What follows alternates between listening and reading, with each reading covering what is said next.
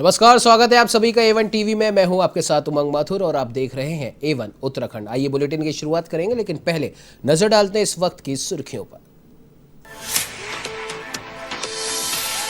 उत्तराखंड की धामी सरकार एक्शन में। हिंसा की घटनाओं के मद्देनजर पूरे प्रदेश में 3 माह के लिए बढ़ाई रासुका। अक्टूबर से आगामी दिसंबर माह तक लागू रहेगा नियम।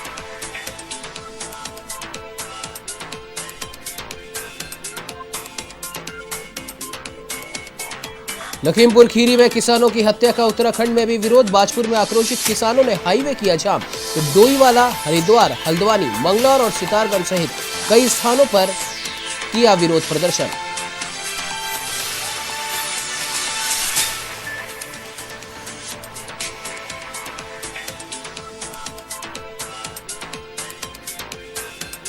वहीं लखीमपुर घटना को लेकर उत्तराखंड में भी उबाल। देहरादून में पूर्व मुख्यमंत्री हरीश रावत सहित कांग्रेसियों ने किया प्रदर्शन, नारेबाजी कर दी गिरफ्तारियां।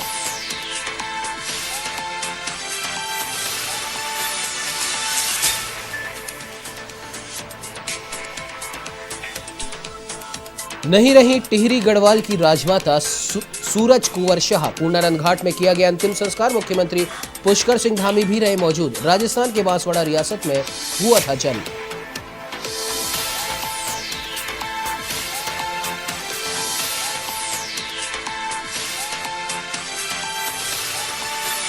देवस्थानम बोर्ड को भंग करने को लेकर चारधाम तीर्थ पुरोहितों की फिर से आवाज बुलंद। कहा, महापंचायत फिर करेगी सरकार के खिलाफ धरना प्रदर्शन।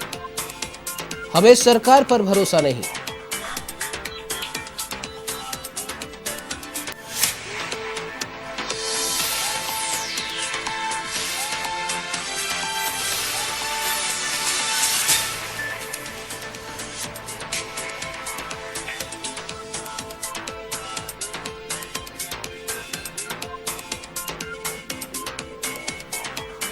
अब आइए खबरों का रुख कर लेते हैं विस्तार से। आपको बता दें कि खबर ऋषिकेश से है, जहां टिहरी गढ़वाल के राजा व 8 बार लोकसभा सांसद रहे मानवेंद्र शाह की धर्मपत्नी राजमाता सूरज कुंवर शाह का नई दिल्ली गंगाराम अस्पताल में निधन हो गया, जिनका अंतिम संस्कार मुनिकीरेती स्थित पूर्णानंद घाट पर किया गया। इस मौके पर मुख्यमंत्री पुष्कर सिंह धामी, पूर्व मुख्यमंत्री तीरथ सिंह रावत, कैबिनेट मंत्री सुबोध उनियाल, विधायक विनोद कंडारी समेत कई मंत्री और नेता मौजूद रहे। इस दौरान मुख्यमंत्री ने राजमाता को श्रद्धांजलि अर्पित करते हुए नमन किया।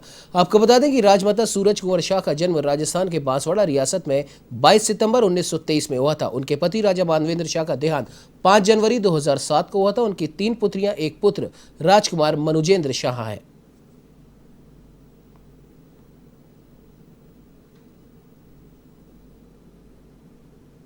महारानी के निधन के साथ देखिए कि युग का अंत हुआ है, क्योंकि वो अंतिम महारानी थी। भरा पूरा परिवार है और खूब सुदीर्घ जीवन उन्होंने जिया है। तो भगवान से यही प्रार्थना है कि अपने श्री चरणों में उनको स्थान दे और उन्होंने जो मर्यादाएं स्थापित की हैं वो मर्यादाएं बनी रहें। देखिए, जिस प्रकार से राजमाता सूरज कुंवर शाह आज हमारे बीच में नहीं है, निश्चित रूप से हमारे इस क्षेत्र के लिए बहुत बड़ी क्षति है। और ये पूरी रियासत, मैं जानता हूँ कि जिस प्रकार से महाराज साहब का आशीर्वाद और आपका, मैं तो बहुत नज़दीक से इनसे जुड़ा रहा हूँ। जब महाराज साहब पहली बार सांसद चुने गए थे और मैंने राजमाता जी के उस समय महारानी थी, मैंने इनके दर्शन किए थे। जो सादगी, जो उनका बोलने का ढंग और जिस प्रकार से वो हिंदू संस्कृति के रूप में हमें दिखती थी, मैंने कभी उनको आज तक सिर पे पल्ला के बिना नहीं देखा। सबसे पहले तो मैं अपनी तरफ से संपूर्ण नगर निगम क्षेत्र की तरफ से महारानी साहिबा को भावभीनी श्रद्धांजलि अर्पित करके अपनी श्रद्धा सुमन अर्पित करती हूँ। और निश्चित तौर पर एक बहुत बड़ा आशीर्वाद इसने उनका इस क्षेत्र के लिए, जो कि आज भी माना जाता है कि टिहरी के, उत्तरकाशी, उस क्षेत्र के जितने भी लोग हैं, जहाँ से वो लोग गुजरते हैं, उनको भगवान के रूप में समझते हैं और वहाँ की धूल अपने माथे पे लगाते हैं। तो ऐसा उनका अपूर्ण इसने इस क्षेत्र के लिए रहा है। हमारे इस क्षेत्र से महाराजा साहिब 8 बार सांसद रहे हैं, तो उनके साथ में कई बार महारानी साहिबा का भी आना हुआ उनका स्नेह हम सभी को हमेशा मिलता रहा। एक अपूर्णीय क्षति है, लेकिन ये निश्चित है कि जो इस भूमंडल पे आया है उसने एक दिन जाना ही है। तो वहीं आपको बता दें कि उत्तराखंड सरकार भी अब एक्शन मोड में आ गई है। राज्य में हिंसा की घटनाओं के मद्देनजर सरकार ने पूरे प्रदेश में आगामी 3 माह के लिए रासुका बढ़ा दी है। बता दें कि जो व्यक्ति या समूह माहौल खराब करने और हिंसक घटनाओं को बढ़ावा देने का कार्य करेगा, उस पर जिलाधिकारी राष्ट्रीय सुरक्षा अधिनियम की कार्रवाई कर सकते हैं। गत 4 जून को उन्हें ये अधिकार दिए गए थे और अब इस अधिकार का प्रयोग वे 31 दिसंबर 2021 तक कर सकते हैं।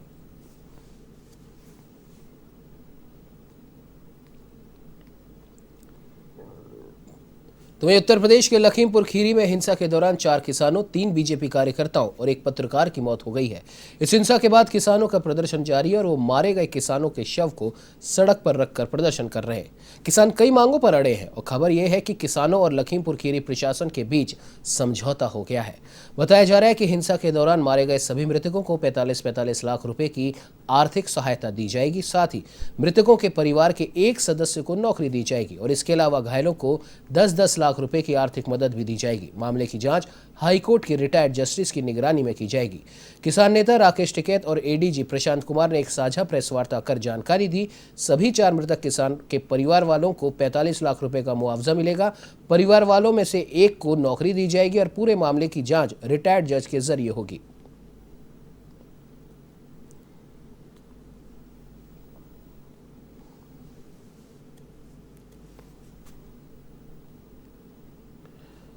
तो वहीं लखीमपुर घटना को लेकर उत्तराखंड में भी उबाल देखने को मिल रहा है। पूरे प्रदेश में कांग्रेसी नेता केंद्र सरकार के विरोध में गिरफ्तारियां दे रहे हैं। पूर्व मुख्यमंत्री हरीश रावत सहित तमाम कांग्रेसी एसएसपी कार्यालय पहुंचे, जहां उन्होंने केंद्र सरकार के खिलाफ जमकर नारेबाजी की और उसके बाद गिरफ्तारियां दी। पूर्व मुख्यमंत्री हरीश रावत ने लखीमपुर खीरी में हुई घटना पर उत्तर प्रदेश सरकार और मंत्री को बर्खास्त करने की मांग की है।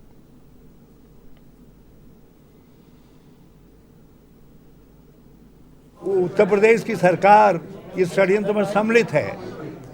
सरकार को भी, मंत्री को भी और बर्खास्त किया जाना चाहिए, हत्यारों को गिरफ्तार किया जाना चाहिए और ऐसा नहीं हो रहा है, इसलिए हम उत्तर प्रदेश सरकार की भी बर्खास्तगी की मांग कर रहे हैं।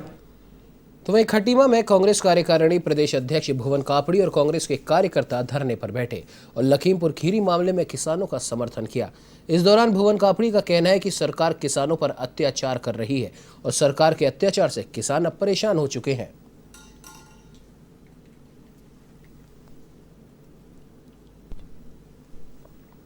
घटना पता है लखीमपुर में किसानों के ऊपर कैसे भारतीय जनता पार्टी के केंद्रीय गृह मंत्री जी के बेटे ने गाड़ी चला दी और जिसमें जो है कि 8 लोगों की वहाँ मौत हो गई।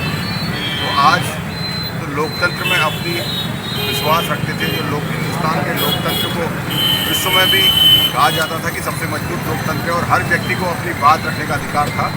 आज जो किसान आंदोलन में बैठे हैं, किसान बिल के खिलाफ पिछले 1 वर्ष से नामबंद होकर प्रदर्शन कर रहे हैं, तो भारतीय जनता पार्टी के गृह मंत्री के बेटे और भारतीय जनता पार्टी की मानसिकता साफ नजर आ रही कि अगर कोई व्यक्ति सरकार अगर उनके खिलाफ कुछ कर उनके बारे में बोल रहा है तो उन्हें कुचलने का काम भारतीय जनता पार्टी कर रही है।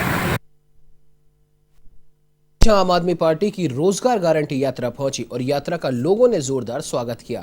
हजारों की संख्या में मौजूद स्थानीय लोगों ने आम आदमी पार्टी के मुख्यमंत्री प्रत्याशी कर्नल अजय कोठियाल का गर्मजोशी से स्वागत किया।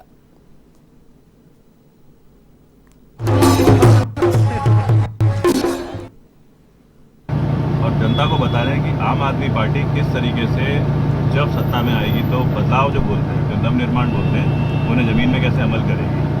उसके अलावा जो जनता सोचती है कि क्या इंपॉर्टेंट मुद्दे हैं, क्योंकि आखिरी में तो कहीं ना कहीं जब उत्तराखंड बना, यूपी से अलग हो गया, तो जनता ने एक बड़ा आंदोलन करा था। तो जनता क्या सोचती है आज की तारीख में कौन से वो मुद्दे हैं, उनको हम प्रायोरिटी लेकर के और अपने मैनिफेस्टो में बना करके और इलेक्शन की जो पीरियड आएगा उसमें पे डिक्लेयर करेंगे। उसके तो हल्द्वानी के जेल रोड चौराहे पर आम आदमी पार्टी ने लखीमपुर खीरी मामले को लेकर केंद्र सरकार का पुतला फूंका और विरोध प्रदर्शन किया। तो वहीं गृह राज्य मंत्री अजय मिश्रा के बयानों की घोर निंदा की। तो वहीं आम आदमी पार्टी के प्रदेश प्रवक्ता समित टिक्कू ने भाजपा के काफिले की तुलना तालिबान से करते हुए घटना में जान गंवा चुके किसानों के प्रति सांत्वना प्रकट की।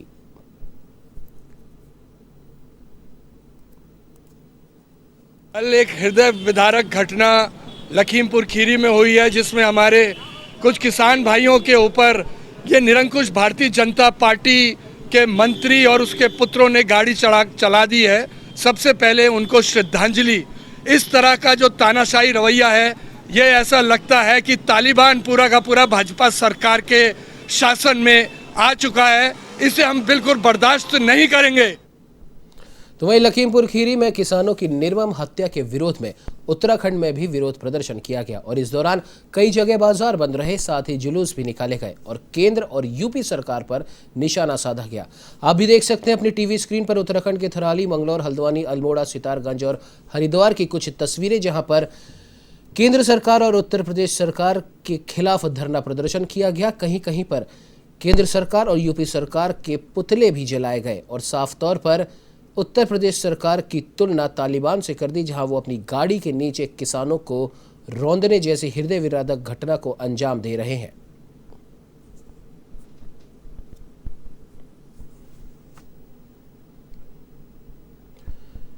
तो वहीं मनरेगा कर्मी की पुनर्बहाली को लेकर चल रहे आंदोलन में अब एक नया मोड़ आ गया है। द्वाराहाट विकासखंड में मनरेगा कर्मी नारायण सिंह रावत, ग्राम प्रधान और अन्य कर्मियों द्वारा एक दिन का विरोध प्रदर्शन कर तालाबंदी कर दी गई। नारायण सिंह रावत ने कहा कि उच्च अधिकारियों द्वारा मेरा शोषण व हनन किया जा रहा है। हाईकोर्ट के आदेश के बाद भी मेरी नियुक्ति नहीं की गई और मुझे मेरा 6 माह का मानदेय भी नहीं दिया गया।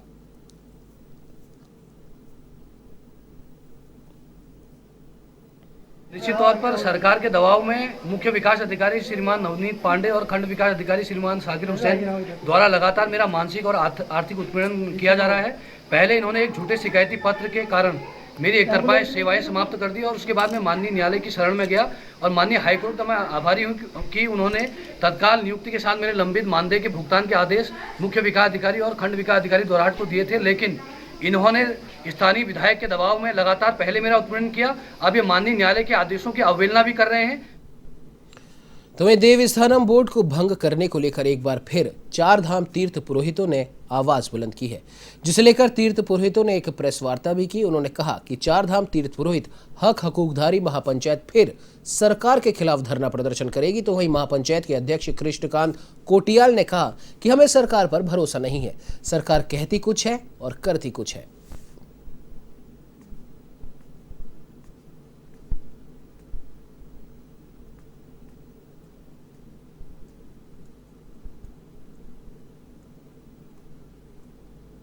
मुख्यमंत्री जी से बात की ना, तब तो हमने 30 का वो समय दिया, 30 अक्टूबर हम भी, उन्होंने कहा 30 अक्टूबर का समय दो, हमने कहा ठीक है। लेकिन उन्होंने कहा था कि इस बीच देवस्थानम फ्रीज रहेगा। फिर तुमने मतलब देवस्थानम को चालू क्यों किया? तुमने देवस्थानम को किस उस पे चालू कर दिया? या हमसे राय मशविरा किया आप लोगों ने कि बोले भाई कि महापंचायत को बोलो कि हम इस तरह से करने जा रहे हैं। सतपाल महाराज जी कहते हैं कि वहां मतलब तनख्वाह देने का वो नहीं था, तनख्वाह रुक जाती कर्मचारियों की।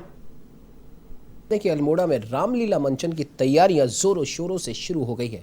ये रामलीला की खास बात है कि ये शास्त्रीय संगीत के रागों और ठुमरी जैसी विधाओं में की जाती है। इस रामलीला के मंचन का इतिहास भी 150 साल पुराना है और आज भी यहाँ इस गौरवशाली परंपरा को जिंदा रखा गया है। रामलीला के मंचन के लिए 1 माह तक कलाकार तालीम लेते हैं और रियाज करते हैं। यहाँ करीब 1 दर्जन से भी ज्यादा जगहों पर रामलीला का मंचन होता है।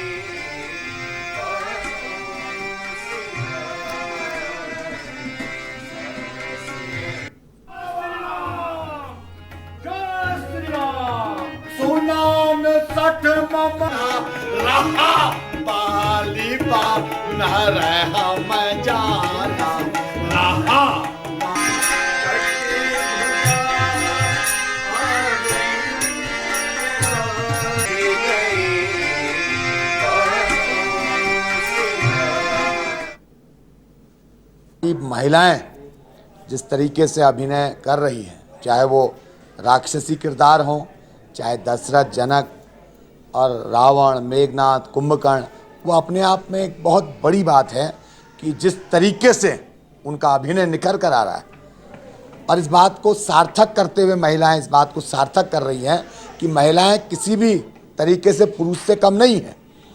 और ये रामलीला कमेटी इस बात के लिए बधाई की पात्र है।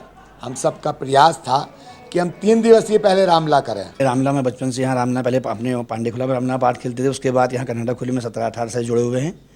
तो रामला तो ऐतिहासिक ही जाएगी और मुझे तो लगता ही नहीं है कि मैं पांडला पाठ खेल रहा हूँ या कर्नाटक खुले रामला पाठ खेल रहा हूँ। तो ये रामला ऐतिहासिक है। जैसे कि चौपाई है जो रावण से जाता है दरबार में, तो वहाँ पर एक चौपाई कहता है अंगद, जो वो है कि मम जनक ही तुम रही मिताई तब हित कारण आए हूँ भाई। तो ये एक चौपाई है जो रावण के दरबार में जाके अंगद कहता है। तो वहीं अल्मोड़ा जिले में जंगलों की आग के बचाव और राहत कार्यों के लिए वन विभाग अब 4 हाईटेक क्रू स्टेशन स्थापित करने की तैयारी में है, ताकि ऐसे हालातों में वनों के लगने वाली जो आगजनी की घटनाएं होती हैं उस पर रोकथाम की जा सके। वनाधिकारी महातिम यादव ने बताया कि वनों में आग की घटनाओं को देखते हुए मुख्य वन संरक्षक के निर्देश पर हाईटेक फायर क्रू स्टेशन बनाए जा रहे हैं, जिसमें GIS सिस्टम के उच्च तकनीक के साथ वन विभाग के कर्मचारी निगरानी करेंगे।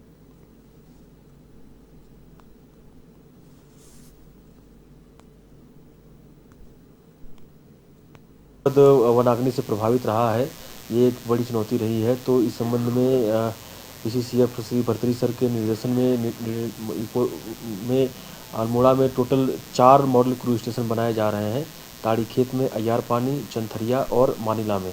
तो ये जो मॉडल क्रू स्टेशन होंगे, ये जो क्रू स्टेशन होते हैं उनकी तुलना में ज़्यादा बड़े होंगे और इनमें ज़्यादा स्टाफ होगा और ये वेल इक्विप्ड और ट्रेंड स्टाफ के द्वारा वनाग्नि बुझाने की कार्रवाई की जाएगी। कब तक एक्टिव हो पाएंगे? प्रयास किया जा रहा है कि 2 महीने के अंदर हम इनको फुल फंक्शनिंग चालू कर देंगे, ताकि ये आने वाले फायर सीजन में हमारे लिए उपयोगी सिद्ध हो। इस बुलेटिन में फिलहाल इतना ही। देश प्रदेश की तमाम खबरों की जानकारी के लिए आप बने रहिए हमारे साथ और देखते रहिए A1 TV। नमस्कार।